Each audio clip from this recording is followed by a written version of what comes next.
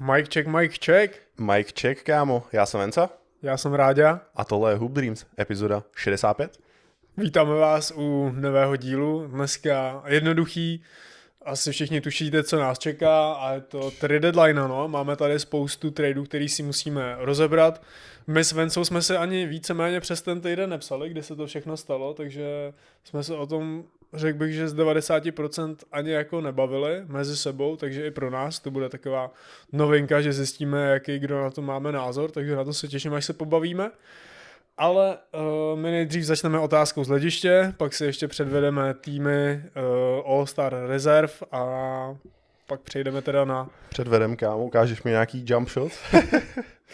Přejdeme na hlavní chod dneska. Jo, no, trade deadline, na to jsme se všichni těšili, takže se k tomu musíme nejdřív dopracovat, natáhnout ten začátek, ať vás trošku držíme v napětí a pak už to přijde. Přesně tak, takže otázka od Víti.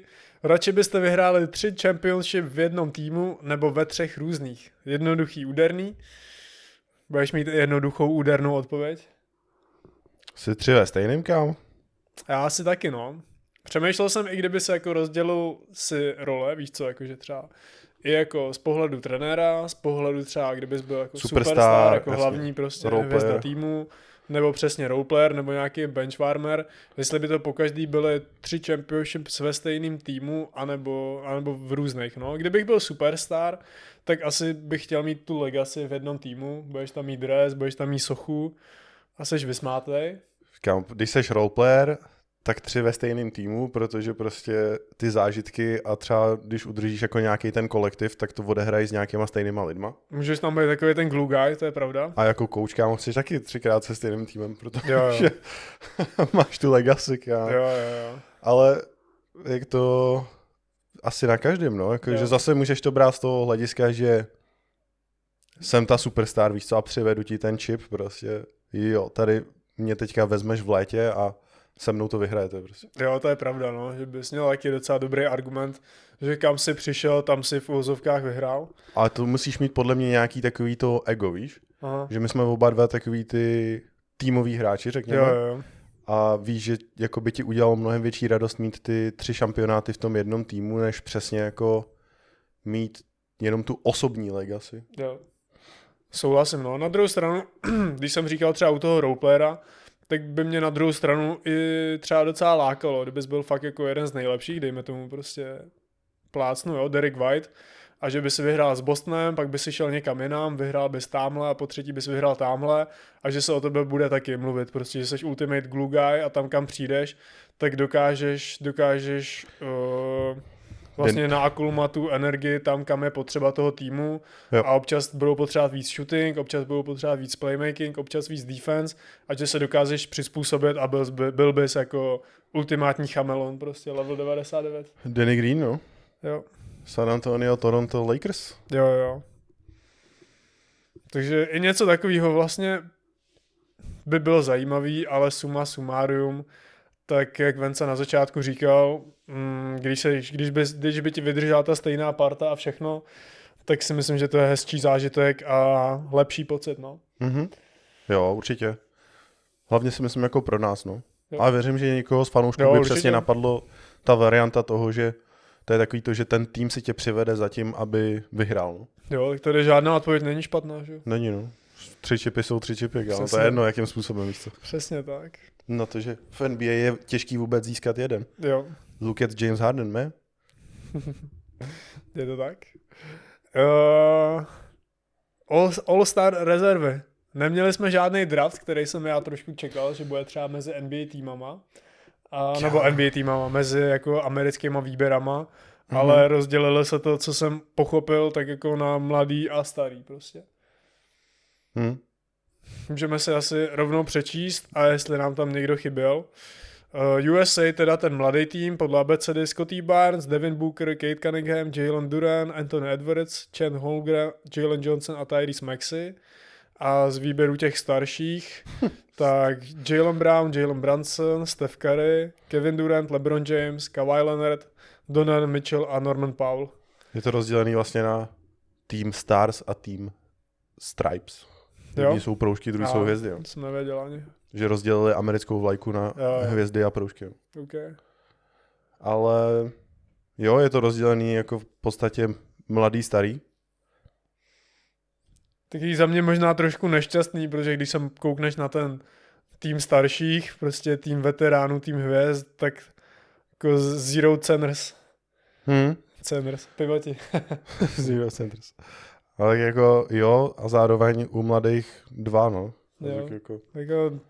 ono obecně, jako tím, že už není jakoby to pravidlo na ty pozice, tak prostě těch pivotů ubylo a je tam třeba v tom týmu hvězd hráč, kterýho my bychom tam třeba nevzali, a to je Chet Holmgren, no?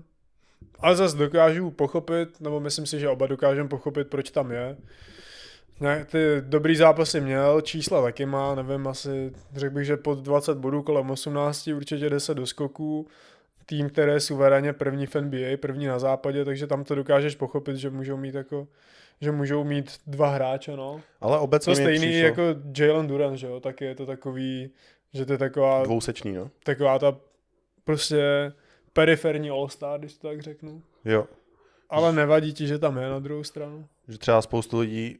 Je to zase klasický rok, kdy jako vždy all-star voting snad nikdy není jako spokojenost, že jo, vždycky to rozmíchá diskuze, že třeba přesně máš tam LeBrona, kterýho my jsme teda nakonec taky zařadili, protože jak je vidět, tak prostě bez LeBrona by nemohlo být all-star. Máš tam třeba toho Jalena Durena, kdy spoustu lidí psalo, že třeba by na východě bralo Brandona Ingrama.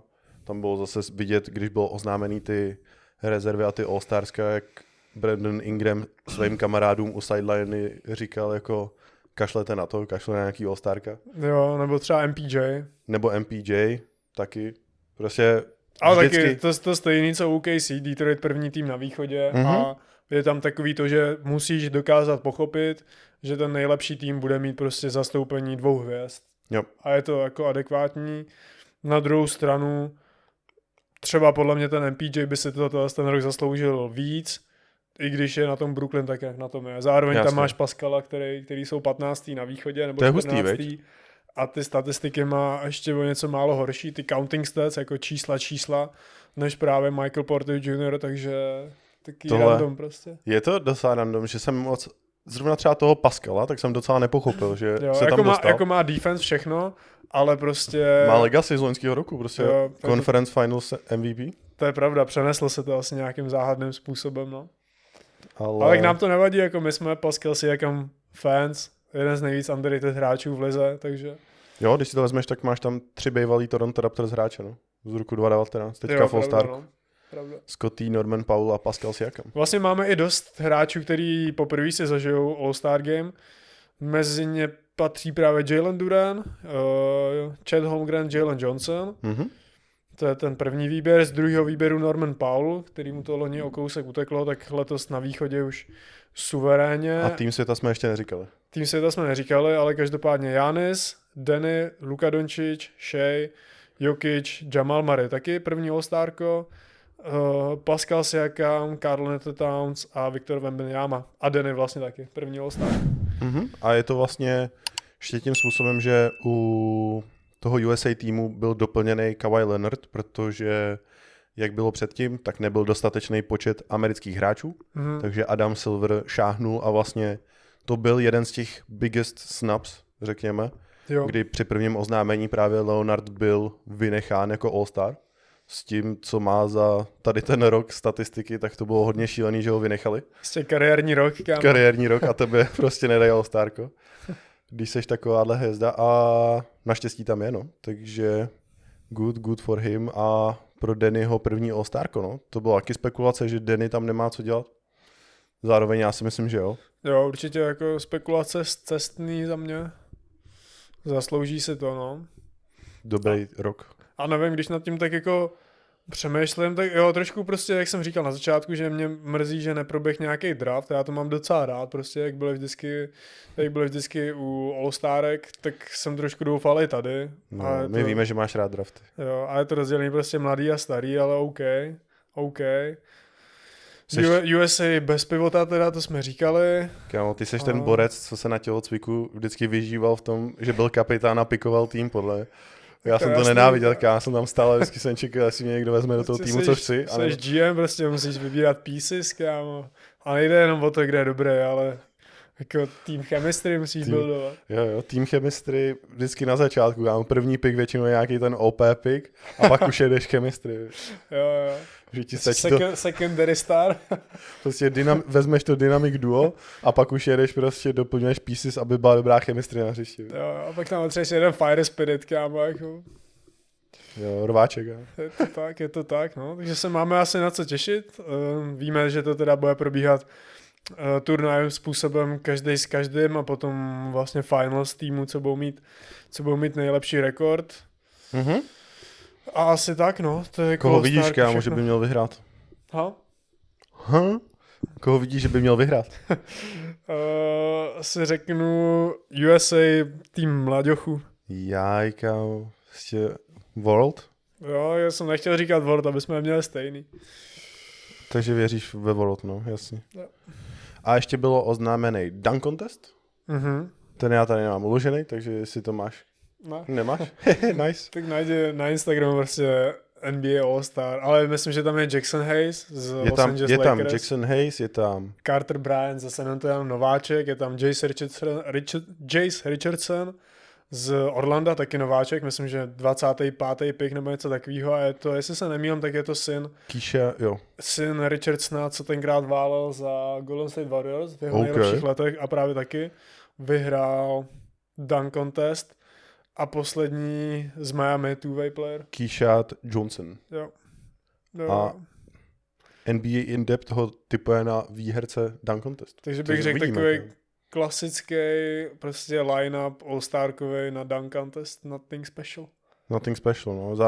Prostě se na to podíváš a říkáš si Who that guy? A jo, asi jsme nemohli čekat nic jiného, takže žádný zázraky se nedějou, no. Jo, takže mě to nějako na to, doufám, že uvidíme nějaký inovativní dunk, něco, co jsme tady ještě neviděli, což je asi jako hodně těžký, ale že se snad předvede nějaký dobrý kousek, no.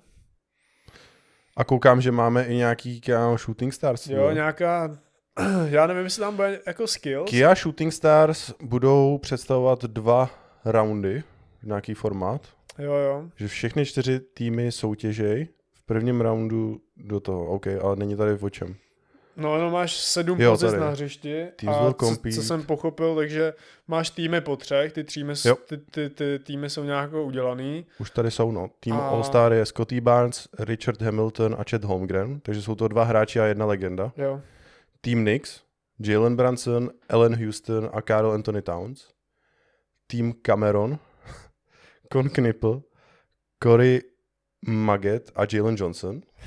A tým Harper jsou všichni Harperové. Jo. Dylan Harper, Ron Harper senior a Ron Harper junior.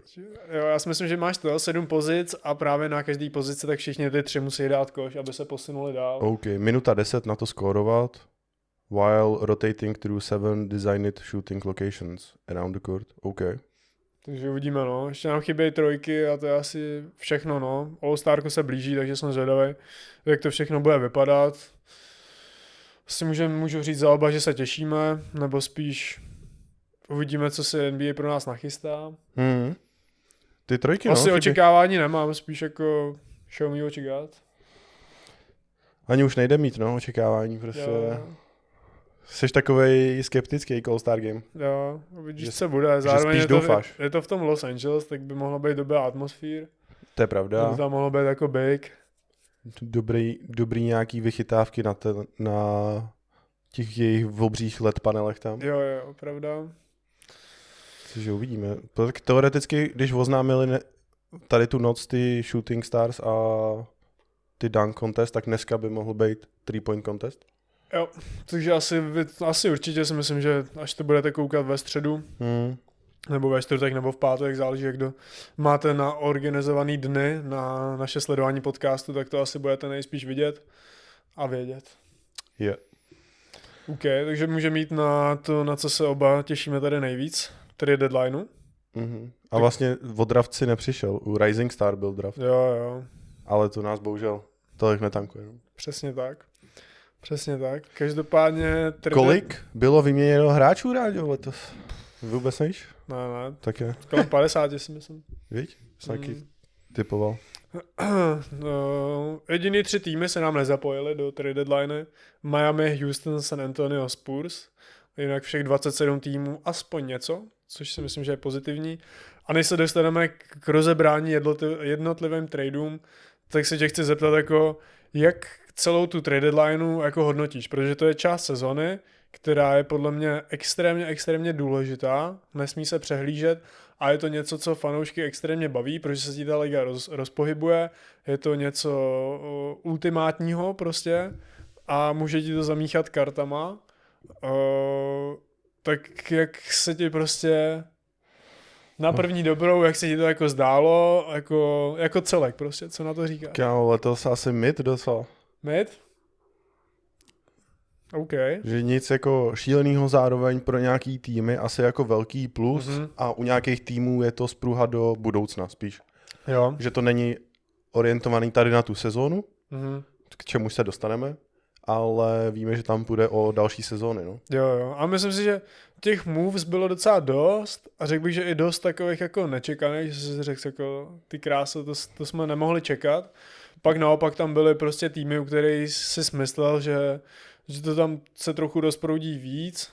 Vys třeba, já nevím, to Sacramento nebo New Orleans Pelicans a tam vlastně ten pohyb nepřišel žádnej a nějaký jména, co jsme očekávali, tak taky zůstaly u svých klubů.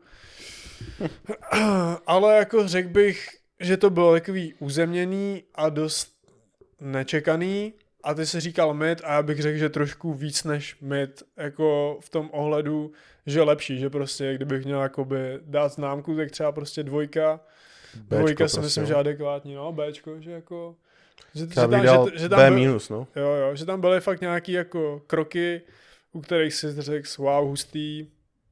Taký underrated, no. Jo, underrated, jo. Asi jo. Ale nebylo to jak loni, no. K tomu se to asi nezažijeme už. Každopádně můžeme asi začít, nemám to úplně tady po pořadě, ale prostě tak, jak jsem si to napsal, což si myslím, že vůbec nebude vadit, když tady budeme chodit tak jako od tradu na přeskáčku. Tak stejně, protože probereš trade, probereš to, co to znamená pro ten tým, pro toho hráče. Jo, a jdeš na další. No. OK, takže první mezi Clevelandem a Clippers. Borec prostě puf, to rovnou. James Harden se stěhuje do Clevelandu Cavaliers a do Clippers Darius Garland a second round pick.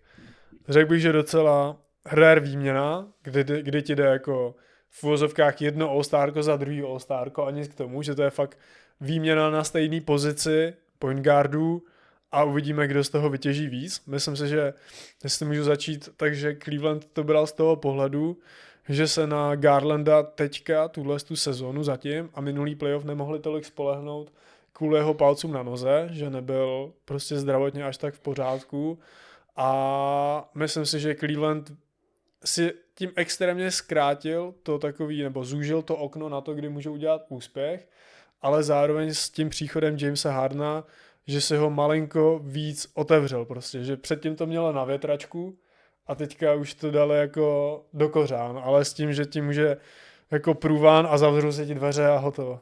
Jako hotovo, no, že furt nemusím věřit to, že Donovan Mitchell přejde přes second round. Jo, přesně tak a jako James Harden prostě nice. O 10 let kámo starší než Darius Garland, který taky patří, nevím jestli třeba tu sezónu, ale pamatuju si, když jsme my dělali minulou, tak to byl prostě u nás top 8, něco takového point guard a víš, že to je playmaker, který ti dokáže dát 60% true shooting a byl to dvakrát all-starko a zaslouženě. Je takovej, řekl bych, že přehlížený, ale Clippers v něm dostalo, myslím si, že point guarda okolo, nechci říkat, že okolo kterého toho můžou stavět, ale pozice, kterou nebudou muset řešit. A že prostě to má před sebou, jako no. Jo. Byly tam samozřejmě spekulace zase, kdy vyšlo 2 dny před tou trade deadlineou, nebo během té trade deadliny, kdy byl tady ten swap, najevo, že Donovan Mitchell si nevyhovoval na kurtu s Dariusem Garlandem, že je nebavilo spolu hrát. Což samozřejmě může být pravda. Na hřišti to nikdy nebude vypadat mezi spoluhráčema, že je to nebaví. Ale může to tak samozřejmě být. Takže tam byla třeba výměna i z tady toho pohledu, kdy jsme pak viděli přesně, když Cleveland porazil Lakers, tak spoluhráči říkali, že to je město Donovana Mitchella a tak, takže fakt se spolíhají čistě na něj a chtěli to okolo něj možná trošku očistit, tu jeho pozici, protože víme, že Harden mu podle mě ten prostor brát nebude. Naopak Harden už je v té situaci, kdy hledá ty spoluhráče a sbírá ty asistence, takže pro Donovana Mitchella asi jedině dobře. Fakt to v tom Clevelandu může fungovat, zároveň to prostě stejně furt nemusí klapnout. Jedeš takovej fakt jako lehký risk. Jako. Je to risk, za mě určitě je to risk, protože když ti to nevíde, tak jako jo, James Harden zraje jako víno, o tom žádná a myslím si, že má před sebou ještě 2 roky NBA, ale zároveň mi to přijde, že on je ten typ hráče, u kterého nikdy nevíš, kdy to s ním v uvozovkách sekneš. Jakože, kdy to s ním sekne. Jo, a nebo jeho, kdy to jako přestane bavit. Jo. Protože vlastně teďka nevydržel skoro v žádném týmu díl jak 2 roky. Jo, to je pravda, no, že ten trade si taky tak jako vydupal z ničeho nic, vůbec jsme to nečekali. Kámo, to je taky spekulace zase. Že si ho vydupal on, pak po tom tradu řekl, že on žádný request jako na trade nedal, ale je to James Harden, kámo, věř mu, že on neřekl, že chce pryč. Jo, tak tohle už jsme zaznamenali snad u každého týmu, co byl, že najednou, jak se tak jako cítil, že se začíná potápět ta loď. A i když Clippers teďka se zvedali a posledních jejich zápasů to mělo 16-3 a tak stejně, no, jde z potápějící se lodi na západě, kde to stejně, kdyby postoupili do kdyby byli v play-in a postoupili by do playoff, tak OK, budeš mít proti sobě OKC, což je smrt, anebo Denver nebo San Antonio, kde bys to měl extrémně těžký, takže další smrt. Utek na východ. Že to nemělo v úzovkách tak jako cenu, tak to vzdal a utek na východ, kde to je extrémně otevřený a může se stát cokoliv, no. Ale mě to mrzí u něho z toho pohledu, že on vždycky vytvoří fakt nějakou dobrou chemii s jedním spoluhráčem v tom týmu, nebo se 2, víš, že kde byl, tak prostě třeba konec Houstonu, kde mu přišel Russell Westbrook a úplně nejvíc dynamik duo, samý srandičky, všechno. Pak prostě Philadelphia, tam největší kámoš s Joelem Embiidem, pick and roll maestro, tady v Clippers největší friendí s Kawhiem Leonardem, který ho najednou viděl se smát a Zubačem. Jo, a Zubačem, no. A stejně jakoby, i když tam vytvoří tady to pouto, tak prostě pak někde v pozadí řekne někomu prostě I'm out. See ya, I'm out. Jo. A ještě navíc prej nejspíš ta jeho přítelkyně, která byla i ve Starting Five zmíněná, nebo někde v nějakém tom dokumentu, tak ona dokonce snad je z Clevelandu, nebo tak, takže to je dokonce, že se přiblíží rodině v uvozovkách. Jo. Tak takhle, no. Myslíš si, že se tím šance s tou výměnou a tím, že James Harden je v Clevelandu, zvedla šance pro ně na titul? Podle mě jo, třeba ale o 5-10%. Okay, I když se to může zdát jako dost, 5-10%, myslím si, že jo, i kvůli tomu, že James Harden prostě ti vydrží odehrát jakoby zbytek celé sezóny, ví, že bude v pohodě a jako sice playoff choker, ale zároveň na to asi neberu až takovej ohled. You said it. Ty jsi říkal, že není playoff choker a najednou, kámo, hezky. Ne, já tak jak to neříkám, že já to beru jako z toho, jo, takhle, z globálního jako, hlediska no, prostě. Jako, okay. Z perspektivy. Conference Finals bych jim asi věřil, no, možná. Jo. Víš, že uvidíme, no, ale co jsme zmiňovali už předtím, že jo, trade Keon Ellis a Dennis Schroeder, to je hodně nice.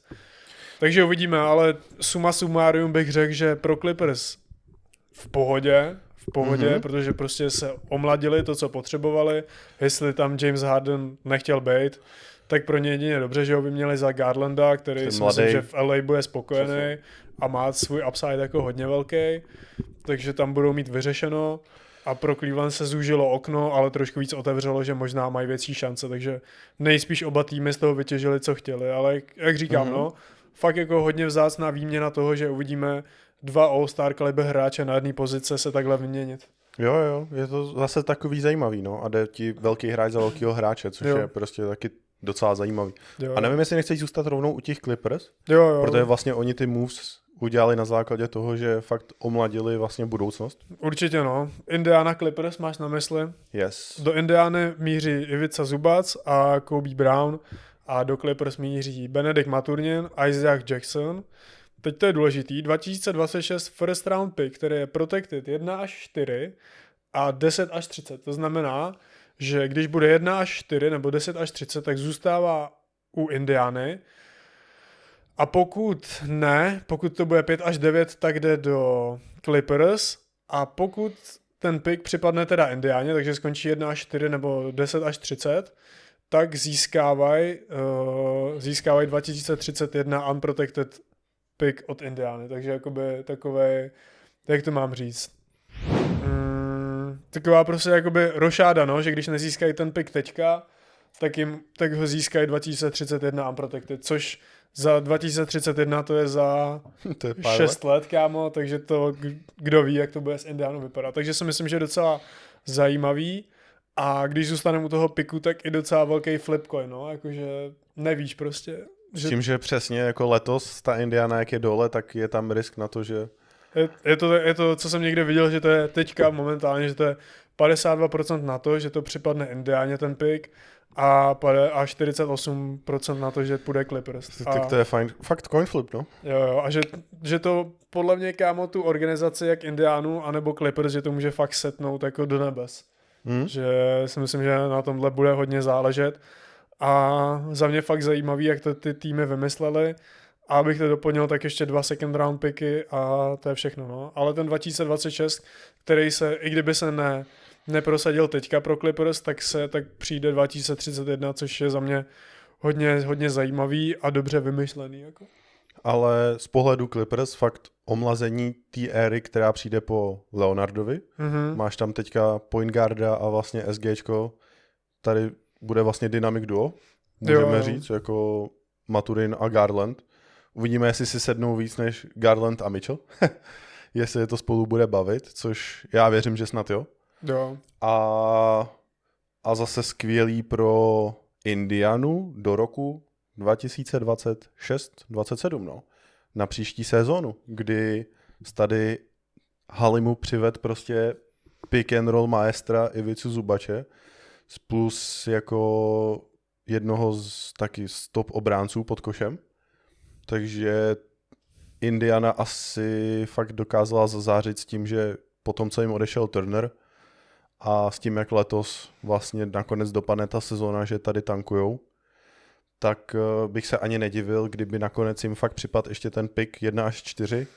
Vzali tam třeba toho Camerona Boozera a měl tady fakt jako byly by hodně setlí, no. A fakt jsem zvědavý, kam na ten pick, to mně přijde extrémně zajímavý, co se stane s tím, že to může skončit jakkoliv a my se k tomu dostaneme, ale ten souboj o to tankování bude neskutečný nakonec. Jako. To jo, kámo. Ale jako Zubač, kámo, extrémní upgrade, i si myslím, že oproti třeba Marsu Turnerovi, neříkám jenom co se týče hraní, ale spíš kvůli penězům, protože co teďka jsem si hledal kontrakt, tak ten rok má 19 milionů, potom 20 a další rok 21 a free agent je 2028-29, takže to je docela easy, i z pohledu, kámo, toho kontraktu, tak Zubac solid, no, na to, že to je takový jako borderline all defensive player, tak za mě super.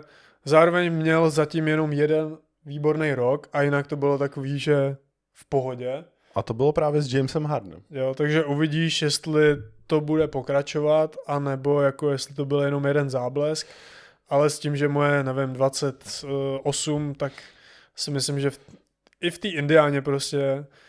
Já bych tomu věřil, víš, že jde do týmu, který jakoby má jako víc takovej jistý systém, nebo že furt u Clippers beru s tím, co tam měli teďka za hráče, že to byl spíš takovej prostě free play, víš, že smoh jako prostě si vymyslet, oni si tam vymýšleli s tím Hardem a tak a tady to budeš mít fakt víc založený pro něho ideálně s tím Tyresem, kdy pro něho tam bude jenom co oni tak chodit dovnitř.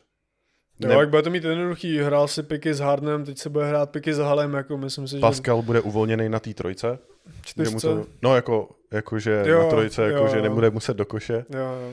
Takže jako na Indianu asi příští rok zase bude nádherný pohled. No. Jo, ne, jako zajímavý pick pro obě organizace, opět bych řekl, že obě organizace z toho vytěžily si myslím, že to, co chtěli a zajímavý, že se zbavili takhle Zubace, no.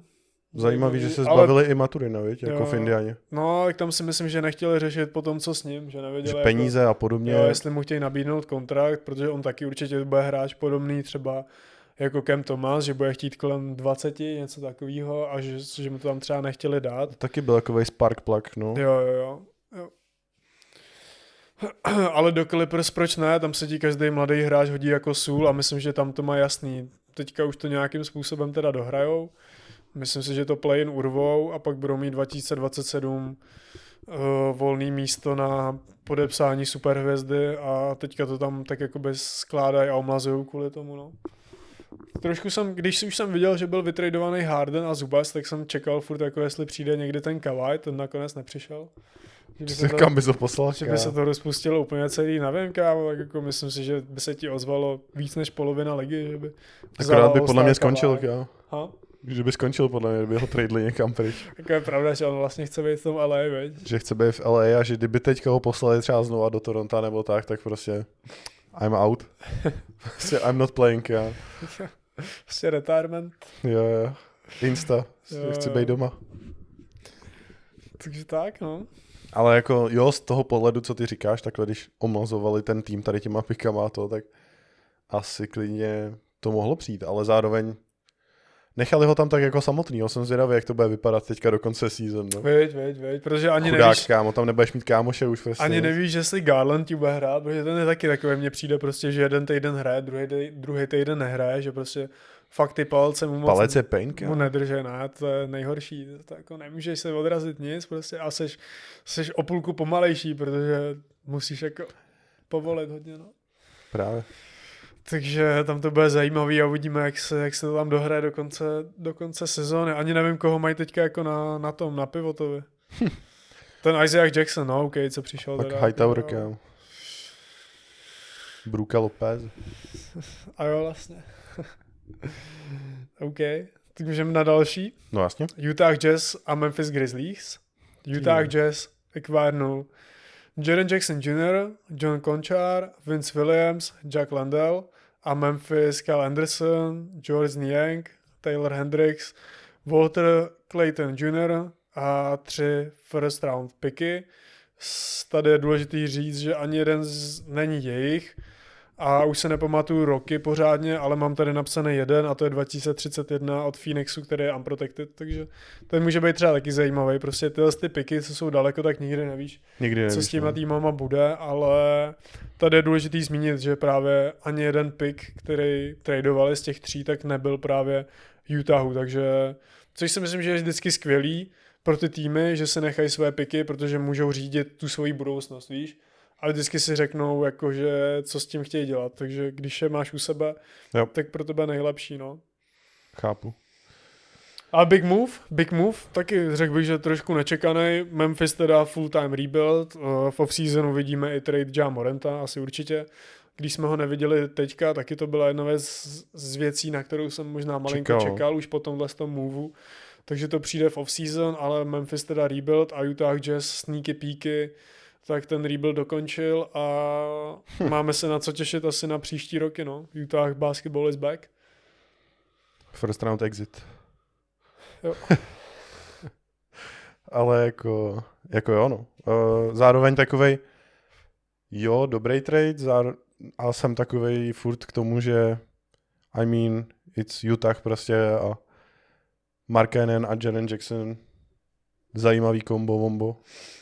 Tak když vezmeš základní 5 i na tohle roky na příští, tak jako Keontae George, extreme baller, Ace Bailey má velký upside, Lauri Markkanen, 3-point guard, Jaren Jackson Jr., prostě former DPOY a Walker Kessler, extrémní obránce, extrémní doskakovač. Tam je vlastně ten Kessler, no ještě. Takže takhle to vypadá hodně fajnově. Myslím si, že na té lavice mají takový ty pieces, který se nadraftovali, který tam pomalu ale jistě developovali. Je tam třeba ten Isaac Collier, který teďka dával 17 bodů, 22 asistencí. Jediný, co mě Utahu zajímá, jak pojmout letošní sezónu ještě, vzhledem k tomu, že přesně ten draft má být víceméně nabitej, hlavně na těch prvních 3-4 pozicích. A teďka jsou taky kolem 13. 12. místa na západě s tím, že ale ty zápasy, tak už vidíme, jak loni u Toronto, že prostě poslední čtvrtinu a půl, tak ze hřiště jde Lauri, ze hřiště jde Keontae George a už to hrajou s lavičkou. a na porážky, no. Takže uvidíme, jestli jako Jaren Jackson bude hrát nebo ne, protože když jsem vyjmenoval tu starting lineup, nemůžeme počítat Volkera Kesslera, protože ten je out do konce sezóny, tak je to solid tým, který tím může porážet, ale myslím si, že oni vědí, že ještě budou chtít ten jeden pick, nějaký dobrý prostě, top 5, a pak, že půjdou plnou parou vpřed. Ale to je šílený, protože ty tady můžeš mít teďka v NBA fakt asi 5 týmů, který jako jedou full tank. To si myslím, že ještě víc. No právě a jako... To je půlka ligy teďka pojede full time tank, jako extrémní, a půlka ligy bude OK, we got playoff time. Což je prostě nechutný, no. Protože automaticky se ti jakoby uspořádá to playoff. Jo. A zbytek prostě budou jenom prohrávat a ty vlastně neuvidíš žádný ty velký hvězdy. Jo. Protože všichni budou prostě odpočívat, aby byli ready na next season. Jo. Ale nevím, jak se máme tvářit na ten trade, za mě jako fajn, ale no právě. Říkal jsem si, jestli to není od Utahu takový jako uspěchaný. Zároveň oni v tom rebuildu byli už hodně dlouho, takže potřebovali nějakou cestu ven. Myslím si, že ta cenovka do Memphisu nebyla až tak vysoká na Jarena Jacksona Jr., na to, že to je prostě jeden z nejlepších power forwardů a přesně vyhrál DPOY a ví, že je versatální, že ti může hrát z vrchu a může ti hrát i ze spoda a bude tvořit fakt ultimátní defenzivní dvojici pod košem. A pro něj taky takový podle mě pozitivní impuls, nebo že sice nejdeš do contender týmu, což by si asi Jaren Jackson rád představil, jo. Ale ten contender tým můžeš vytvořit, no. Jo, asi tak nějak, no, můžeš ho vytvořit. Že budou mít tu motivaci fakt jako makat a šlapat jako tým. I s tím trenérem, že jo, se kterým tam mají všichni dobrý vztah. Jo, ofenzivně naladěný. Kessler je prostě pak jako big man taky super, bude na 5, 4, no tyjo, oni budou moc... Bude to jako zajímavý tým a jsem zvědavý, jak to budou hrát. Jo, vypadá to zajímavě, no, ale myslím si, že tu sezónu to je out, no. Je to out jako full tank, protože pro ně by ani nic jiného víceméně smysl nedávalo, i když to je blbý říct, tak je to tak, no. Jo, Walker Kessler, kámo. Ale určitě zajímavý trade docela za malou cenovku, takže Utah asi good, jako. Je out of the rebuild, takže možná něco, co si tak nějak v co doufali. A uvidí, jak jim to vyjde, no, do dalších sezon. Ale asi jeden z těch víc zajímavějších tradeů a asi, když jsme o tom teďka tady mluvili, tak možná i pozitivní pro Utah, no, asi určitě. U něho zůstaneme. Utah Jazz a Cleveland Cavaliers. Utah Jazz získal Lonza Balla a 2 second round picky a Cleveland se tak zbavil kontraktu a udělal si místo. Nevím, jestli se dostal pod nějaký second apron nebo něco takového, ale minimálně si udělal místo na bankovnictví. Takže asi nic zajímavého extra. No, ještě jeden s Utahem vlastně. To stejný. Utah Jazz akvárnul Chrisse Bouchera z Bostonu a Boston taky zbavil se kontraktu a místa na rosteru. Jo, a Boston, ten snad právě spadnul úplně pod nějaký ty... Jo. Takže ty mají fakt jako pod teďka... Luxury tax. Jo, ty jsou úplně teďka free money prostě. Jo. Jsou ready na léto. K tomu se dostaneme za chvilku, protože teď si představíme druhý trade, který si myslím, že byl dost podobný nějakým způsobem k tomu s Utahem, a to je mezi Washingtonem a Dallasem. Washington Anthony Davis, Jaden Hardy, D'Angelo Russell, Dante Exum a Dallas Chris Middleton, A.J. Johnson, Malachi Branham, Marvin Bagley a 2 first round picky, z toho jeden je 2026 OKC, takže nic, 30. pick a 2030 Golden State, který je protektovaný až do 20. picku, takže to taky nemusí být nic extra a 3 second round picky. Takže cenovka podle mě za Anthonyho Davise hodně příjemná pro Washington Wizards. To jo. A Washington tady myslí fakt na příští rok, no? Jo. Dost podobný jak Utah, bych řekl. Taky 2 týmy, co byli v tom rebuildu a s těma moves, tak o sobě dali vědět, že příští rok se s nima musí počítat do minimálně play-in, potažmo playoff. Automaticky bylo oznámený, že Davis už do konce sezóny hrát nebude. Což je asi nejlepší rozhodnutí, co můžeš mít, a to stejný si myslím, že Trae Young bude Trae Young. Že taky už si nehraje nic. A Washington ten už jede teda full ten jako tank, protože ten snad nastoupil teďka naposled do zápasu se základní 5, co dávala dohromady 40 milionů na kontraktu. Jo. Oproti týmu, proti kterýmu šli asi 200 mega. Takže docela jako příjemný, no. A ty to jako je to na jednu stranu super a vidíme, že tady bude fakt nabitá zase příští sezóna, ale zároveň přesně tady jedeš s tady tím riskem, že nic nehraješ a pak se ti na začátku sezóny zase někdo zraní a je to prostě celý, se to sesype jak domek z karet, no. Je to tak, ale myslím si, že tu cenu, co dali Dallasu za Davise, tak, že to je fajn, že to je takový adekvátní za toho Davise, který ho znáš teďka. Jo, Že nevíš, že to co... není nic jakoby přepálenýho. Jo, no. jo, že nevíš prostě, jestli ti vydrží hrát 30 zápasů, 50 nebo 70 prostě. Takový lehký risk, no. Je to risk a bude tam dost záležet u nich, jak se popasují s tím, jestli mu nabídnou nějakou contract extension, anebo jestli to je prostě takový přechodník, takový most, který tam dodá trošku svýho veteránského pohledu, třeba Sárovi a podobně, a pak prostě uvidějí, co s ním dál, anebo jestli se s ním domluví na nějaký adekvátní smlouvy okolo 40-35 milionů a nechají si ho tam, no. Ale jako 36-letý Anthony Davis, to je, kámo, to nevíš prostě, co bude. Nevíš, bude co se za stane, 2, no. za 3 roky. Ale, kámo, Davis se nikdy nezbavil D'Angela Russella. To je pravda. Z Lakers do Dallasu, z Dallasu do Washingtonu. Ultimate Duo, který podle mě ani nechce být spolu, ale to je jedno. A je teda Dallas, kámo, teďka taky.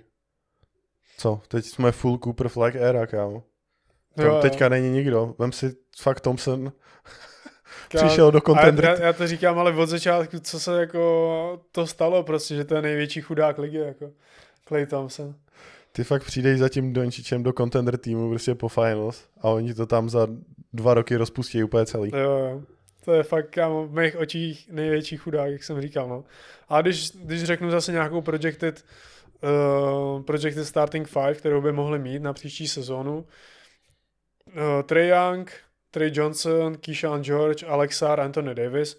To jsem taky zapomněl říct, že Davis se s tím automaticky asi zase stěhuje na 5, protože Sarra budou chtít hrát na 4, plus Washington taky má slinu na to, že by mohli získat top 5, top 3 pick, který by je taky extrémně posunul, takže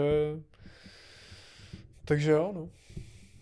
Zajímavý, asi jsem nečekal, že uvidíme jako Trae Young, Anthony Davis duo ve Washingtonu, kámo, v hlavním městě, ale... To ano, ale zase to může tady přesně přivést zpátky trošku Washington nahoru, no, v tom Eastu. Určitě, já taky docela takový, přesně si pamatuju, že jsme spolu tenkrát řešili, nebo já jsem si tě ptal, komu věříš víc, jakoby do rebuildu prostě, kdo za pár let na tom bude líp. Nečekal jsem, že to bude až takhle rychle, ale přesně jsem říkal, jestli Utah nebo Washington. To jsi možná říkal v létě, nebo ještě na začátku sezóny. Jo. A máme tady, kámo, po x měsících a oba týmy to tady v uvozovkách se blížejí ke konci. Nazbírali si svoje hvězdy, co potřebovali, respektive Utah 1, Washington 2. Oba dva týmy budou chtít dobrý pick a je to, no. A máš hotovo, kámo, jakože docela dobrý blueprint, jako. Vychováš si svoje talenty, musíš mít nějakou šťastnou ruku na draftu a pak nějaký dobrý move, který tě takhle převede nějakou hvězdičku. A přitom, kámo, fakt... Takže dobrý GM, no. Trae Young i Davis, jako když se to tak vezmeš, tak za ně nic extra nedali, takže prostě fajn. Jo. Spokojenost asi, no. Jo. A u Dallasu, no. Dallas, no. Dallas je kámo down bad. Trade mezi 3 týmama, Detroit, Chicago a Minnesota v uvozovkách.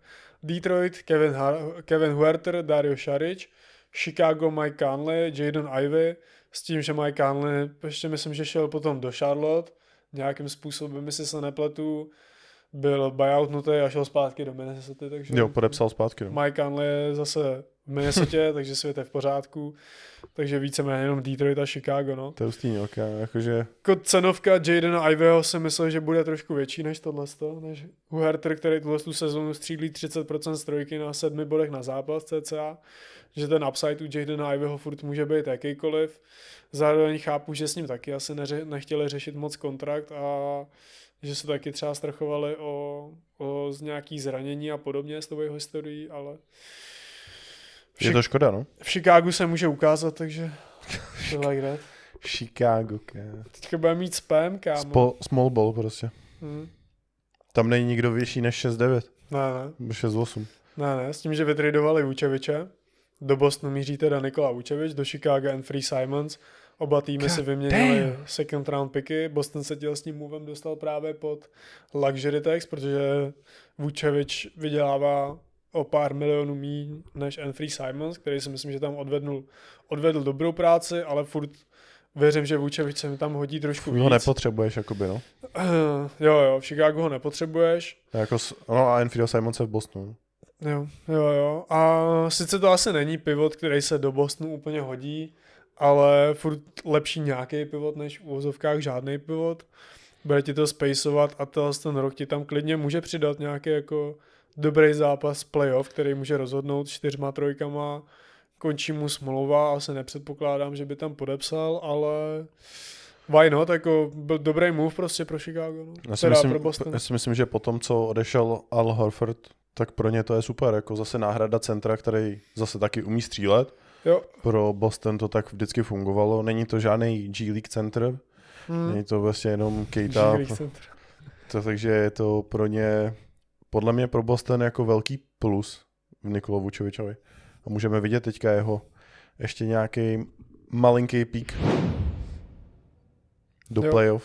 Jo, tak dlouho jsme ho neviděli v pořádném playoff, no. Právě. Teďka za mě jeden z nejlepších tradeů, který se vůbec stal za ten týden. Chicago získalo Colina Sextona, Osman Dieng a 3 second round picky. Nevím, jestli Dieng zůstal v Chicagu, nejsem si jistý. A do Charlotte putoval Kobe White. Do Charlotte putoval Kobe White. Protože já jsem tady měl ještě Mike Conley, a to už jsem nechtěl říkat. No, tak jsem tak jako spolknul, ale Kobe White Charlotte extrémní win, kámo, taky za víceméně nic. Colin Sexton, kámo, tak jako Kobe White better. A Spar pak z lavičky tam bude neuvěřitelný. Předpokládám, že teda bude chodit z lavičky. To asi jo, bude teďka tam moc místo nemáš, no. Právě no, ale myslím si, že mu to bude sedět a může se vypracovat prostě roli, kámo, nejlepšího sixmana v lize, no. Je to hráč, který prostě ti dá standardně 20 bodů na zápas klidně. Jo. A přesně, jako pro lavičku Charlotte, která teďka obecně tým, který teďka válcuje východ, 9 výher v řadě. Stále si to držej, takže...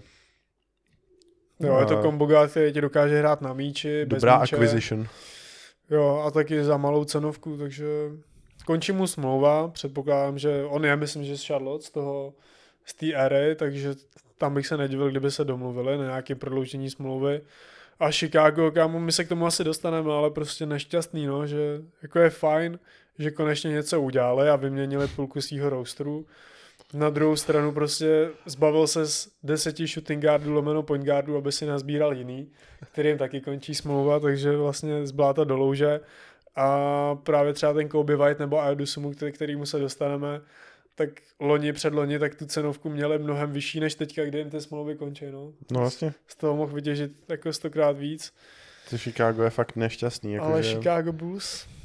Ty jsi ještě zmínil teďka to jméno. Jo, Minnesota Ayodosumu a Julian Phillips a Chicago Rob Dillingham, Leonard Millard a 4 second round picky, který si myslím, že potom byly ne, tam zůstaly 4, ale u toho Charlotte a Chicago, Kobe White, tak tam ze 3 byly 2. Okay. Už nevím kvůli čemu, ale myslím, že to jeden odebrali právě. Ale pro Minnesota dobrý, no? Jo, určitě, Ayodosumu tu sezonu skvělý, přes 15 bodů na zápas, 4 doskoky, 4 asistence, dobrý procenta, je to takový ten point guard, lomeno combo guard, který ho tam potřebovali a vyměnili ho právě za Roba Dillinghama, který viděli jsme, že ještě prostě není ready, no. Jako věděl, že ten basketball potenciál má, ale jo. Zatím prostě furt ne to prostě prolomit, no. Jo. A Ayodosumu si myslím, že do playoff tam bude extrémně skvělý, extrémně platný. Myslím si, že byly nějaký rumors u Minnesota, že si taky brousili zuby na Hardna a že se v létě budou snažit o Janise. Takže uvidíme, no, ale Ayodosumu fajnový. Jako nepřivedli žádný obří jméno Minnesota, no. Jakože jsi přesně čekal buď jako ty spekulace Ja Morant, Giannis, takhle, ale uvidíme, co bude v létě. Nikdy nevíš. Zároveň třeba u toho Charlotte, tak tam jsem doufal i možná v nějakýho bigmana ještě k tomu Diabatému. ale věří tím svým mlaďochům, takže proč ne, zatím jim to tam prostě funguje. Uvidíme, jak dlouho to bude fungovat, ale why not? V létě se budou dít asi ještě věci, no. Tak nějak, no. Vidíme Janise do Charlotte. Goddamn. Goddamn. Jak si to představil, kámo, Glamilovi? U Chicago pokračujeme.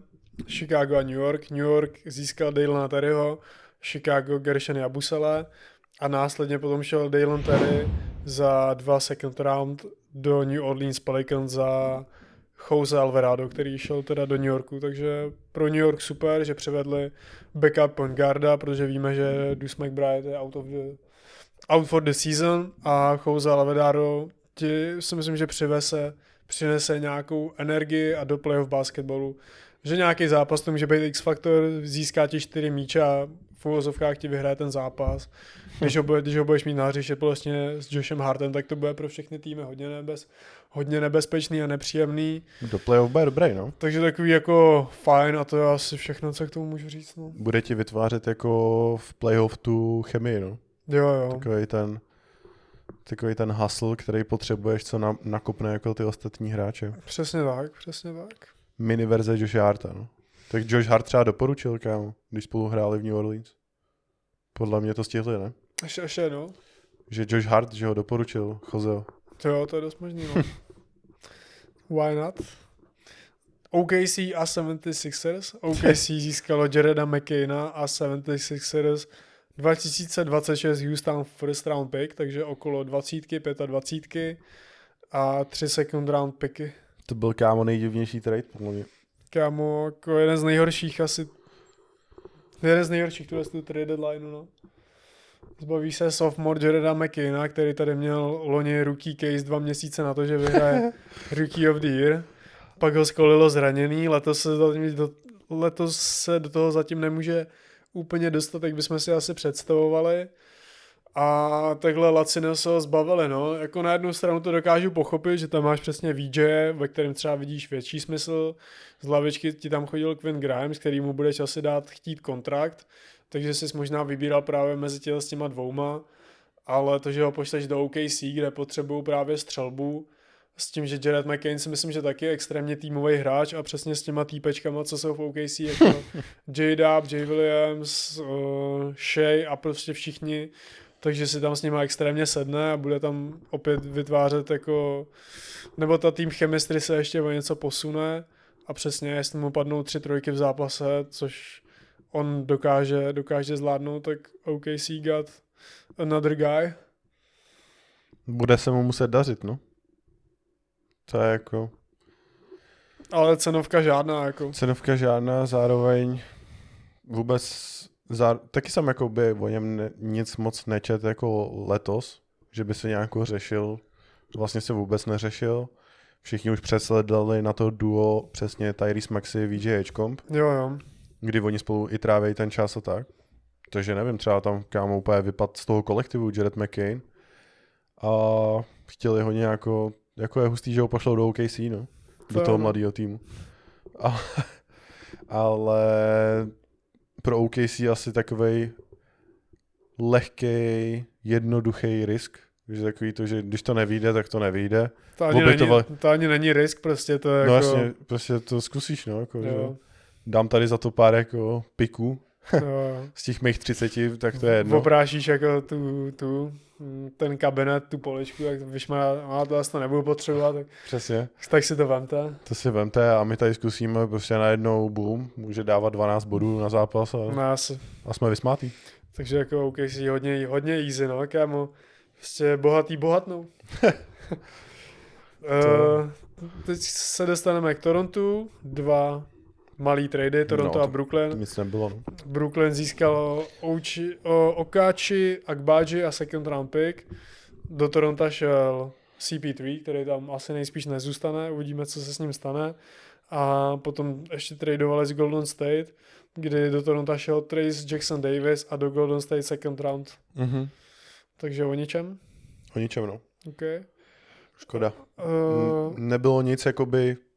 Bylo tam spoustu tolků o tom, že by Jo. Toronto mělo tradovat se Sacramentem. Jo, za Sabonise, no. A že oni chtěli nějaký to, kámo, že za Sabonise chtěli nějakou externí pálku, jo. Jo, takže... Že chtěli nějaký first roundy a takový. Což já jsem rád, jakoby, že Toronto asi nekejvlo jakoby na nějaký takovýhle styl. Jo, to určitě, no. A furt Darko si stojí za... Navíc Darko bude trenér u týmu světa na All-Star Game. Pravda? A ten si hodně stál za tím, že když třeba byly spekulace o trade deadline, tak on dával rozhovory. Víte, koho já bych si představoval, že mi přijde z trade deadliny? Jakub Poeltl. Takže furt věří tomu stejnému týmu a asi it's fair, no. Jsou vysoko a mohlo to být doplněný maximálně přesně o nějakou větší hvězdu, jako třeba Sabonis, ale asi to není worth the risk. A pak bylo takový jakoby shadow jméno, že právě se hodně mluvilo i o Kesslerovi z Utahu, no. Že možná Toronto chtělo přivést právě jeho. Že by to bylo jako trade za zraněnýho hráče. Jo. Ale taky se nestalo, takže Toronto nic a jsme ready na playoff, no. OK. Silný slova, ne? Správný. To už doklepou, ne? Jo, určitě. Skončila nám sága Jonathan Kuminga, který míří do Atlanty. Atlanty získala teda Jonathan Kuminga, Buddy Hield a Golden State Kristaps Porzingis. To je všechno. Kámo, co to je za trade? To je takovej prostě jako effit. Jako, Jo, zbavení se. Oba týmy, ale jakoby, že... Jo. Ale jak je to napadlo jako Golden State, že si přivede kámo centra, který nevydrží půlku sezóny zdravej. Ještě k tomu shooting ke Karimu. No ale jakože jako fitově podle mě do Golden State se hodí. To si myslím, že jo. Ale jak jsi říkal, no, to zdraví je prostě... Nevíš, co od Porzingise čekat, takže to bylo takový, že se zbavil Kumingy, ale vlastně za nic. Jako když ti bude hrát Porzingis, tak dobrý, tak je to skvělý hráč, dokázal nám i v Atlantě těch pár zápasů, co odehrál, takže měl prostě fajnový, jenže on tě neodehraje ani půlku té sezóny teďka, no. Ale je to fakt takový jako zakončení té ságy úplně stejně smutný, jako jsme říkali cenovku u Chicaga za ty hráče, tak cenovka Kumingy, kámo, rozhodně není zraněný Porzingis. Jo, to je pravda, no. Takže to je pravda. Jako zraněný Porzingis za Kumingu a Buddyho Hielda je docela podle mě styl pro Atlantu. A to jsem si chtěl zeptat, no, jako ze strany Atlanty, jak to vnímáš, jakože Jonathan Kuminga prostě tam jako na SF-ku, kde taky bude chodit nejspíš jako z lavičky asi, nevím, možná taky ne. To není místo úplně pro něj, no. Buddy Hield, kámo. Další shooting guard. Jo, chtěl jsem říct, že kámo tam proběhla prostě rošáda, kámo, shooting guardu, prostě vyměnili, kámo, jednu bandu za druhou bandu. Vlastně jo, no. Nevím, to spíš musíš říct ty, jako ty, který si věřil Atlantě na 4. místo v konferenci. Nevím, kámo, už nevěřím ničemu tam. No jako jo, Atlanta jak jsi Cook, říkal, no. jako nešťastný takový prostě, že ta cenovka, kámo, jak jsi říkal, zraněnej Porzingis za Kumingu. Je to takový zvláštní, ale asi oba týmy si řekli, no, co jiného tady jako můžu udělat.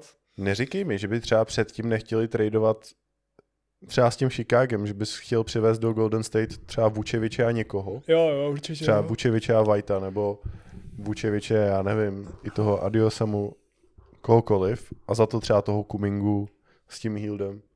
Nevím, no, je to takový podle mě nešťastný ze strany Golden State, kdy si to taky jako teďka Curry podle mě moc nezaslouží. A přitom jako Tingus Pingus, kámo, je skvělý hráč. Jo, je. Když hraje, kámo, Když tak hraje, je extrémně platný, jenže tady jde o to, že když hraje. Když ho viděl naposled na hřišti, jo? Právě. Na začátku season možná. Právě. Takže tak.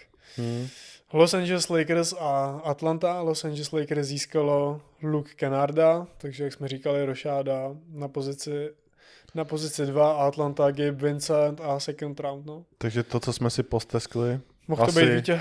Jako všichni čeští fanoušci, přesně mohl to být vítěz do Lakers, no. Mohl to být jeden z těch víc contender týmů.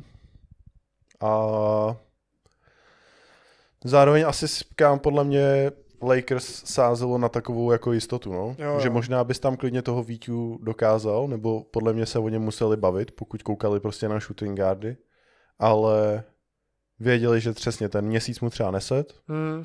Věděl si, že Luke Kennard prostě už má odehraných x sezon, s tím, že prostě byl docela standard jako v trojkách. Je to pan střelec, já si myslím, že on je top 5, top 3 na listině jako střelců all time, co se týče jako procent, že má kolem 44, něco takového. Což by si Kyle Korver, no. Jo, tu sezónu střílí jako 49,7%, když jsem to naposled hlídal, a na 3 vystřelených pokusech, což jako není moc, že si bere fakt jenom, je to střelec, ale prostě si to vybírá, kámo, aby to fakt dal, že se nebude brát nic, co mu přijde těžší, než by potřeboval, aby si udržel ty procenta, což nevím, jestli je úplně třeba dobrý mindset, a jestli se mu to taky malinko nevymstí, ale v Lakers to bude mít jednoduchý, prostě to tam budeš mít víc open střel. Cokoliv, co dostane, tak musí prostě střílet a nechci od něj vidět nic jiného, jako prostě catch and shoot a to je všechno. Catch and shoot, zároveň pro nějaký fanoušky Lakers je to nemilý, protože to byl Clipper hráč, zároveň mně přijde, že už tady ty rivality docela vymizely,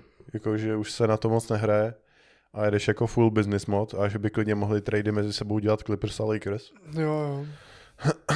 A škoda jenom pro nás, no jako pro český fanoušky, že mohl si mít kámo dres Lakers s českým jménem, to by bylo crazy good, ale zase bych na to prostě nenahlížel takhle a víme, že vítěz se nám rozehrává v Portlandu, kdy první zápas sice bylo jenom 5 bodasů, ale od té doby 2 zápasy teďka po sobě zase double digits na skóre, takže jenom dobře a vítěz začíná nabírat formu, víš, máš po té trade deadline už vlastně no stres. Jo, teď se můžu začít snažit. Ne, asi já se můžu začít snažit. Nikdo neřeší tvoje jméno jako přesně v těch přestupech. Víme, že jako hodně hráčů to řeší a nemá rád do toho období. Takže free mind a prostě to pal. Yes. Ale u Lakers, kámo, jsem chtěl říct něco. Jo, že je škoda, že se nezbavili Daltona Knechta, který sám nějako byly rumors, že vyžadoval sám trade, nebo jakoby, že chtěl pryč. A nemůžeš divit, no. Nenašli žádnou destination. Jo. Celá škoda, za mě. Souhlasím. Třeba by mu taky jako fresh start. Právě fresh start pomohl a něco by si za to dostal, i kdyby třeba jenom 2 piky, víš? Nebo... Jo, just second round a je to, no. Jako... Nebo 5 piků, jak za Michaela Bridges. Asi. Okay. Myslím, že je poslední, co tady mám napsaných, snad jsme na nic nezapomněli. To poznám teďka. Phoenix a Milwaukee. Mark Williams. Cole Anthony a Amir Kafi jdou do Phoenixu a do Milwaukee Nick Richards a Nigel Hayes-Davis. Takže tak, Phoenix se zbavil kontraktu, udělali si místo a Cole Anthony neměli backup point guarda, takže Cole Anthony to tam bude plňovat za Colenem. To je docela good, ne? To jako jo, řekl bych, že v pohodě, Nick Richards byl takový, jako, že tam budeš mít toho mauláče prostě za rok, za 2, teďka ještě není úplně. S tím, že má ale jakoby kámo nejlepší sezonu, co se týče zdravotní stránky. Jo. Že on snad odehrál už, já nevím, kolik odehrál, 35 zápasů nebo něco takového, což vlastně nikdy za sezonu nedal komplet, takže Nick Richards možná už vyřešil své problémy se zádama. Takže jako takový small trade, který asi nic moc nezmění, ale pro Phoenix bych řekl, že fajn, no. Ten Cole Anthony by se tam taky mohl dát nějaký zápas, prostě 20 až a je to. Takový underrated bych řekl pro Phoenix. A to je všechno, no. To je všechno. Takže jak jsem říkal, zapojili se nám 29 týmů. Kdybychom to měli jako tak nějak zhrnout a ukončit, jestli máš třeba nějaký k něčemu, k čemu by se chtěl ještě vrátit nebo něco říct, anebo jestli máš jakoby vítěze a poražený v té trade deadline, kdo na to třeba doplatil víc a kdo míň, komu to přispěje, komu naopak. Tak víme, že asi poražený kámak je to Chicago. To je spíš takový, neřekl bych, že ani ne, že poražený, ale takový zadupaný kámo, do hlíny. To je taký prostě zbláta dolů, že kámo, prostě se jako udělal tam rošádu, ale jako víceméně za to stejný, kámo, máš tam Anthony Simons, uvidíš, co Jaden Ivey. Kámo, Chicago prostě si přineslo do školy takovou tu dobrou svačinu v tom, přiběhlo 5 kluků, zmátilo ho, vybrali tu svačinu. dali mu tu jejich prostě od mamky a šli pryč, no. To je přesný, no, to je přesný, kámo. Protože jako jinak moc nechápu. Charlotte, Ale ještě když se vrátím k Chicagu rychle, myslím si, že zas na druhou stranu, kámo, asi po 3 letech, kdy udělali nějaký moves, jak už trade deadline nebo v off-season, už to přijít muselo, přišlo to pozdě, budou mít pekelně náročný léto, jak to tam všechno vyřešej, ale třeba se to nějakým způsobem zvládne. Já čekám ten Rob Dillingham, jako těch point guardů, lomeno shooting guardů, tam je fakt nesmyslně moc, nesmyslně. Ale třeba to najednou jakoby Chicago dokáže v tom létě otočit, víš, že jo. máš tam přesně může, Jadena Ivyho, určitě tam nezůstane třeba podle mě jako Colin Sexton, Anthony Simons a tak.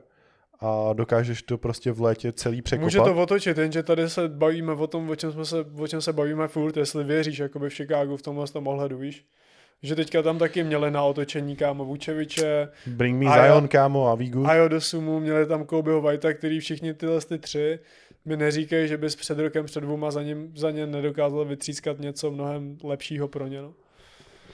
Ale decid. Miami, kámo, nic. Miami nic, hodně velká ztráta pro ně, myslím si, že i dost Miami fanoušků. Něco mohli jako přivést, viď? Jo, že tam vždycky, kámo, mně přijde, že už Miami je takový druhý Lakers, co se týče tohohle, že vždycky tam je spojených. Je to Pat Riley, no. Že tam je vždycky spojených milion men a stejně nic nevíde. Chápu, že možná čekali na Janise, který víceméně zklamal všechny a zas nevím, jako, co to mělo znamenat. Ale Janis najednou teďka vyšlo něco na povrch, že se stal partner nějaký gamble stránky.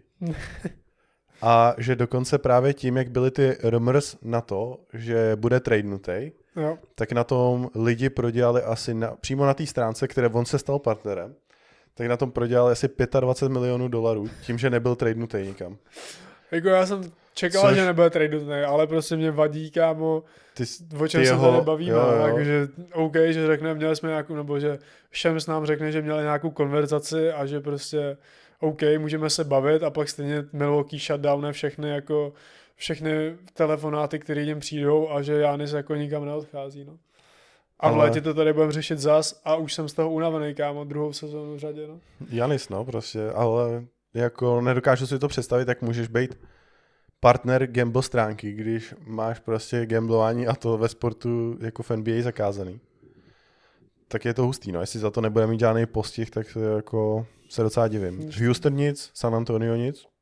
Tady si myslím, že tohle je výhra pro tak jako OKC bych řekl. Že Houston nepřivede toho garda, viď? Jo, že prostě OKC si řekne OK, jako tady ani neberu to, že mají Jareda McCaina, ale spíš to, že jsme nad těma týmama a jsme nad nima a ty týmy, co jsou pod náma, tak neudělali nic, aby se k nám jakoby přiblížili a vytvořili tu konkurenci. OK, jako dokázali... Myslím, že San Antonio asi nemusí. Jo, dokázali, jako všechny ty týmy dokázali porazit, ať už teďka Houston, jasně, teďka OKC dealuje se zraněníma. San Antonio neporazili. San Antonio porazila je Minnesota, ale i tak si myslím, jako jo, OK, Minnesota a do sumu. Ale stejně, no, prostě kámo, u těchto z těch týmů, který právě mají dělat konkurence tomu OKC, tak mě tam chybělo něco, prostě San Antonio asi jako zároveň nic nepotřebovalo, že ty asi jedou nad plán teďka. Právě, no. Denver jako taky klíďo píďo mohl s něčím zamíchat, zároveň chápu, že to tam asi všechno sedí, takže možná by se to rozbořilo, takže záleží asi z jakého úhlu pohledu to bereme, tohle. No. A tady je kámo, že Denver ten získal nějaký 26 second round pick. Wow, OK. Wow. Dobrý, co? OK, fair enough. A ztratili nějakýho Huntera Tysona, kámo, a nevím, kdo to je. Taky ne, kámo. To jsou nějaký shadow trades. A jinak to, no, jinak Charlotte, teda, jak jsi říkal. A to bych řekl, že asi, kámo... Charlotte, no. Boston, když se dostal pod luxury tax, tak taky fajn. A Cleveland, jestli jim něco vyjde, tak taky fajn. Utah Jazz, Washington, OK, zároveň i Memphis si myslím, že na tom něco získal. Zároveň jsem si uvědomil, že jsme over Memphis era, když si vzpomeneme 2022, prostě když byli druhý Ja Morant, Desmond Bain, Jaren Jackson Jr., Dylan Brooks. Tak to byl taky takový tým, o kterém jsme si mysleli, že bude, nechci říkat, že vládnout NBA, ale že prostě budou schopní udržet si to místo na tom vrcholu prostě 5 let a že ten core tam zůstane. Tak bohužel nic a je to rozpuštěný a Memphis rebuild, takže to je takový to, o co jsme už jako definitivně teda přišli s tím. Dylan Brooks glue guy, no. Fr. Ale tyjo, pokud máme fanoušky, jako co furt neviděli žádný zápas Charlotte, tak nechápu, že jste fanouškové NBA, kámo. Co, protože to je šílenství. Je to Blazing Hot, musíte si pustit nějaký zápas. Sacramento taky asi zklamání, že se nic nestalo. Ty kráso, biggest, no. Tak tam máš toho, ne? Tam ti odešel jenom ten Schroeder. Jo. A přidal z toho DeAndreho Huntera, jo. Že jako chápu, že asi moc týmů se třeba neozvalo.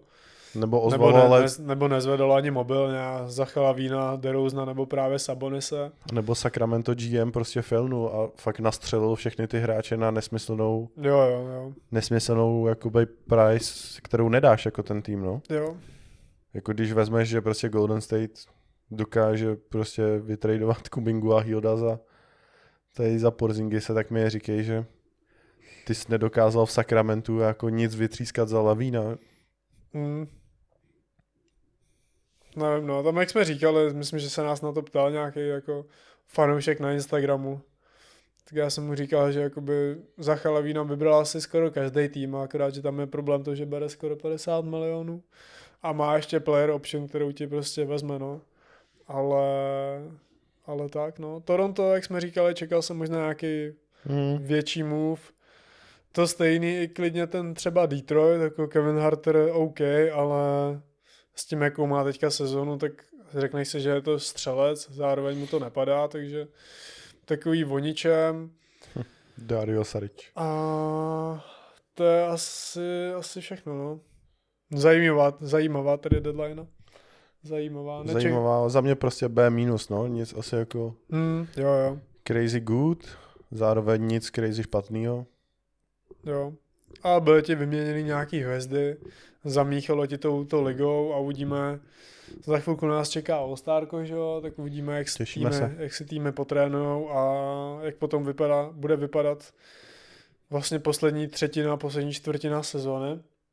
A jak jsem avizoval tady s Vencou, tak se to začíná překlápět do toho, že půlka týmu bude hrát prostě legit basketball a budou se snažit o co nejlepší umístění do playoff. A druhá půlka jede full tanking, když se vezmeš, kámo, když vezmu z Eastu, jo. Pacers potřebují co nejlepší pick, Wizards taky, Brooklyn Nets taky, Milwaukee, tam nevím, jak to vezmou, jestli řeknou prostě Giannis. Ještě jenom zastavím, ty jsi zmínil Brooklyn, tak vlastně Cam Thomas, tak byl buyout lay a je z něho vlastně free agent, který může teďka podepsat kdekoliv, no, takže Brooklyn uvolnil Cama Thomase, aby si mohl podepsat v nějakém týmu, ale ještě nic nepřišlo. To je taky big news a taky zajímavý, že za něj třeba nedokázali nic dostat, nějaký second round, takovýhle zajímalo by mě, jak tam probíhaly ty konverzace, jestli se vůbec třeba snažili ho někam vytradovat, anebo jestli řekli rovnou fuck it, prostě vyhazujem tě a jsi free agent. A Cam Thomas si bude chtít hrát dobrý. Teďka má, kámo, šanci prostě se ukázat. Myslím si, že by po něm mohl šáhnout nějaký contender tým, vzít ho z lavičky že bude plnit tu takovou roli spark plugu, když bude mít vedle sebe volného spoluhráče, že mu přihraje a bude muset začít víc bránit, ale je to něco, co může tu jeho kariéru tak jako oživit. Jo. Takže jo, máš pravdu. Milwaukee Bucks jsem zvědavý, jak to tam bude, jestli Giannis se uvidíme nebo ne, nebo jestli jdou full tank a na co nejlepší pick. Chicago Bulls si myslím, že s těma movama jasně řeklo to, o co se budou snažit.